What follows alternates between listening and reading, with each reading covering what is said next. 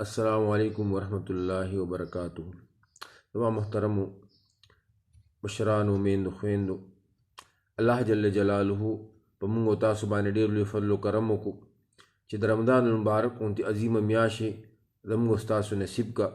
په دې کې موږ او تاسو ته د روجو، د تراو او د نیکو اعمالو توفیق راکو.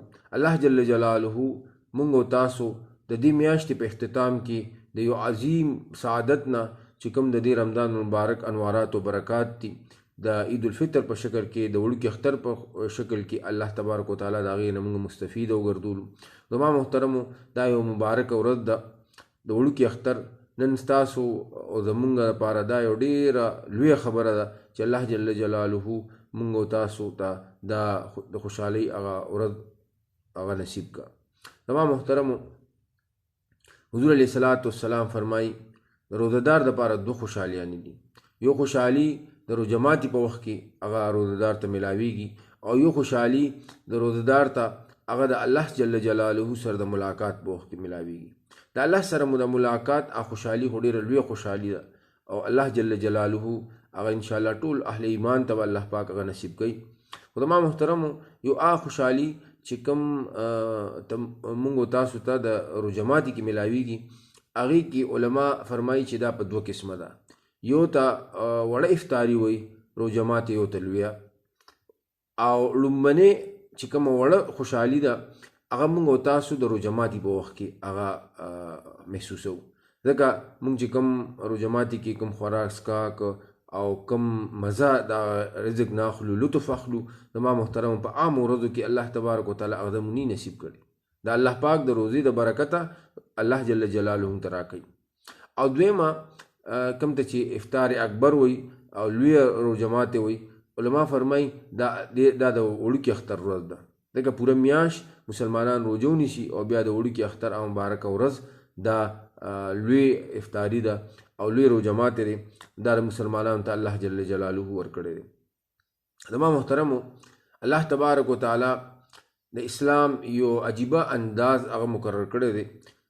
مسلمانان د نورو مسلکونو مذاهبو غوندې د نورو مذاهبو غوندې مسلمانان مذهبي تهوارونه مناوي، خوشحالیانې مناوي.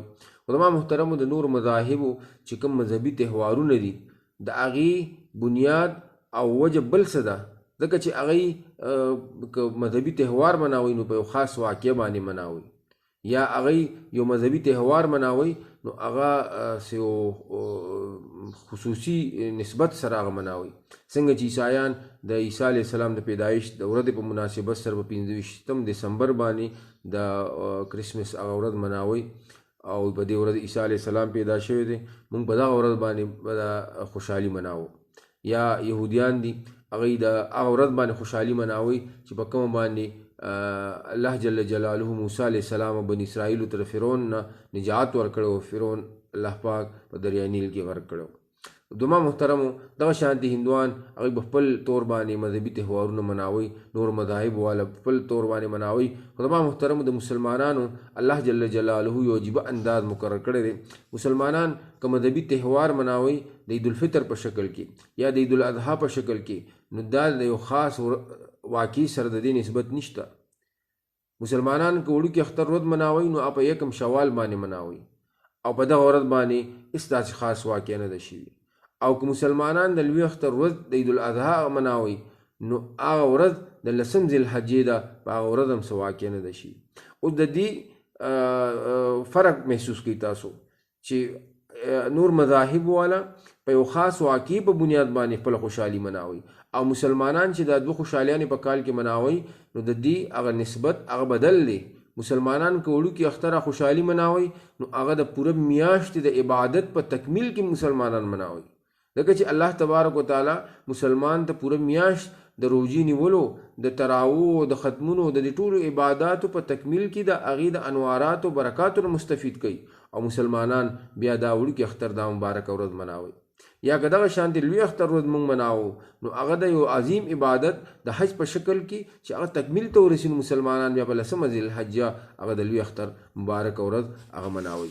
نو دې د وجې زما محترمو، الله تبارک وتعالی موږ تاسو ته د وړوکي اختر دا مبارک ورځ هغه نصیب کړې ده او دا یو ډېره د سعادت والا د خوشحالو والا ورځ ده او دې ته الله جل جلاله د یوم الجائزي هغه ورځ ویلي دي ځکه چې دا د انعام ورځ ده او دا انعام الله تبارک وتعالی د مغفرت په شکل کې امت مسلمه ته ورکوي او مغفرت الله جل جلاله د هغه عباداتو په شکل کې چې کوم پوره میاشت مسلمانانو کړي دي او بیا د هغې په بدله کې خوشحالي مناوي نو په دغه ورځ باندې الله تبارک وتعالی د هغې په بدله کې د ټولو امت مسلمه مغفرت کوي.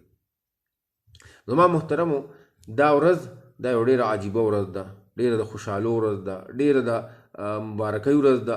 دې د وجې الله جل جلاله مونږ او تاسو باندې ډېر لوی فضل و کرم کړی دی چې الله تبارک وتعالی مونږ او تاسو ته دا مبارکه ورځ درکړي.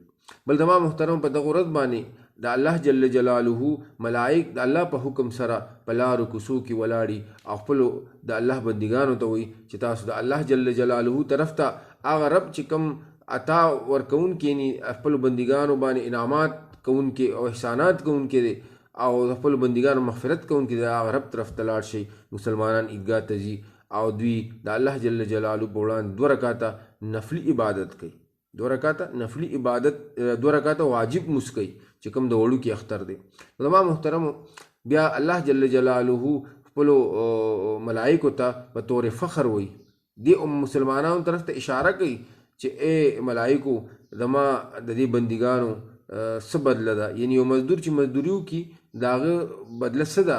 ملائکو ته فرمایي ای پروردګاره، او دا به طور په دې زما محترمو فخري انداز سره الله پاک چې فرمایي په دې وجه باندې چې دې ملائکو اعتراض کړو چې کله آدم علیه السلام او انسان الله پیدا کو او په ځمکه باندې الله تبارک وتعالی راواستولو، نو دې ملائکو وي اتجعل فیها من یفسد فیها ویسفک الدماء ونحن نسبح بحمدک ونقدس لک. دې ملائکو وي پروردګاره ته دا انسان پیدا کړي او په ځمکه باندې او دې استې نو دې خو په ځمکه باندې فساد پیدا کوي، دې به وینې تویې د یو بل، حالانکه مونږ ته پاکي بیانو، ستا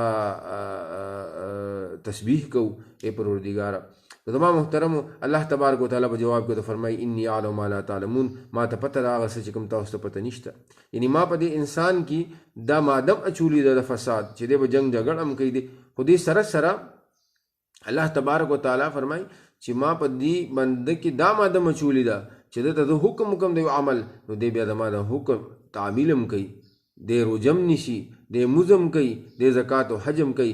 زما محترمو الله جل جلاله د هغه عبادت په تکمیل کې چې کوم پوره میاش مسلمانانو هغه کړي دي، روزې نیولې ده، ختمونه کړي دي، تراویح کړي دي، نیک اعمال کړي دي، زما محترمو د الله په حکم سره کړي دي او خپل نفسانی خواهشات هغه رستو پریخي دي.